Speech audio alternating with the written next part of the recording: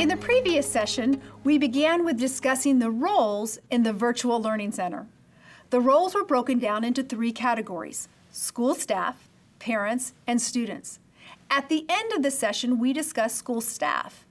Now let's begin with parents and their role in the Virtual Learning Center. Since the student is learning at home, the school staff will need parents to take on some responsibilities. We have listed 10 areas that fall under the parents' role in the Virtual Learning Center. On the top of the list, number 1, is we need parents to talk to their child. It will be helpful for parents to talk with their child about why they are staying home and what their daily structure or schedule will be during this time. Children may worry about some things of themselves, their family, and their friends, and how will they get their schoolwork done.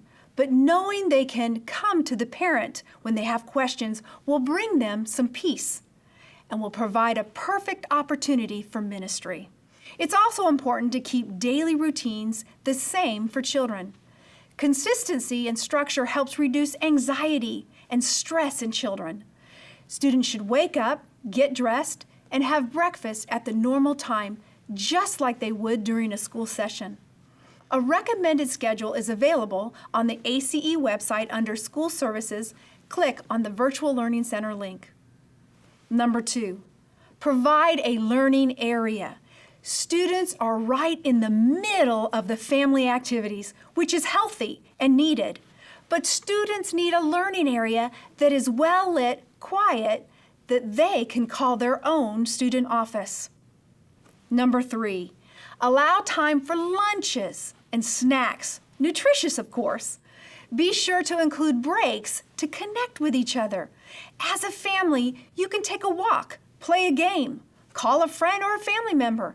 Make their break time an incentive to finish their goals. It's extremely important that parents check on the student from time to time to make sure they are staying on track.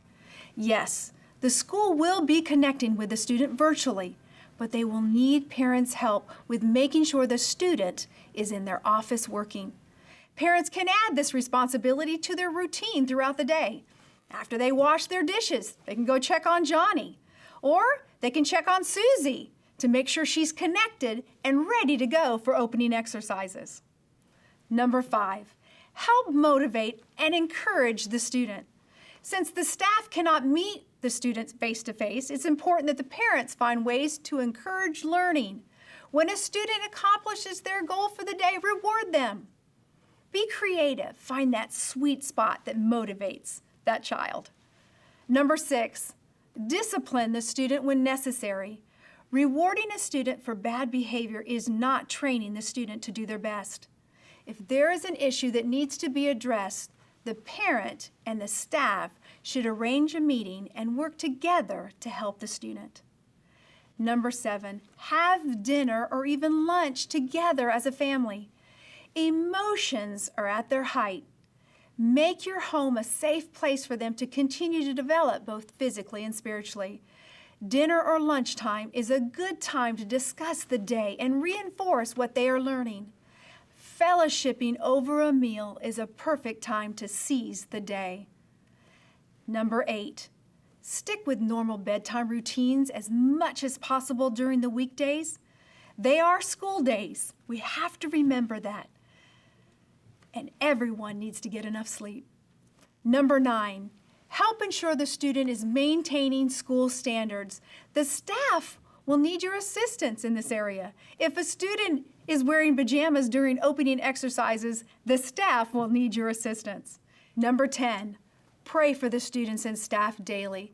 What a perfect opportunity to grow spiritually with your child. Students' roles in the Virtual Learning Center. Since the student is learning at home, the student has some responsibilities. On the top of the student's list is goals. Students need to set daily goals. A.C.E.'s Law of Learning number 2 reads, students need to set reasonable and appropriate goals that can be expected to be achieved in a reasonable and prescribed period of time. This practice doesn't change. We encourage schools to send home goal cards that will allow the students to continue to set daily goals. Some students may experience a transitional period longer than others, and that's okay. Students can still be responsible for setting bite-sized goals that are achievable. If necessary, parents and students should communicate any concerns to their supervisor. Second, students need to do their best to remain focused. We know that it's not easy, especially when they first transition home. Removing distractions will help the student remain focused. They don't need their toys or games in their office area. It will only cause a distraction. Have the same rules for their home as you would at the school. Third and last, the student needs to stay on schedule. By sticking to a normal schedule as much as possible allows the student time to accomplish their goals. They can still have breaks and enjoy the whole scheduled events that the school might have, but they need to remain on a schedule. We have covered the roles of those involved in the Virtual Learning Center. Now on to different platforms to facilitate the Virtual Learning Center. When we mention platforms, we are referring to the application used to communicate between the school staff and the student or parent. Let's refer back to our diagram. Remember, the Virtual Learning Center is divided into two parts, home and school. On the left-hand side is the home environment, parent or parents, student or students. On the right-hand side is the school environment, which consists of the school staff. They are connected through the virtual application. The arrows moving back and forth represent the communication from the school to the student. The communication takes place on a platform.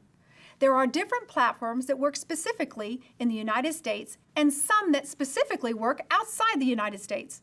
As a school, you will have to determine which platform is best for your school. There are two ways to access the platform.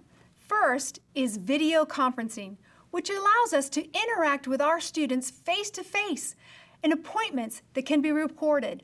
Video conferencing allows the supervisor or monitor to see the student and the student's work. It literally allows you to interact live with the student in real time.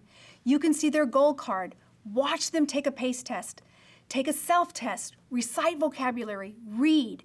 You can ask them questions and see their response. Some video conferencing platforms available are GoToMeetings, Skype, Zoom, Google Hangouts, Google Duo, FaceTime for iPhone, WebEx, Facebook Messenger, the video feature, and WhatsApp, the video feature. When selecting your platform for your Virtual Learning Center, please keep the safety of your students in the forefront of your decision. There are many applications you can use, but as educators, we must take steps to prevent others from hacking into our meeting. The second way to access the platform is cell phone service. The iPhone FaceTime allows live communication. The school staff would have a live video chat with the student. It's a little limited than video conferencing, but you can create a group chat screen sharing and validate the student's work and test, which is the end goal. Whether you use video conferencing or cell phone service as your platform, you can continue to educate your students virtually. We hope this session has been helpful to you as you consider the possibilities of the Virtual Learning Center.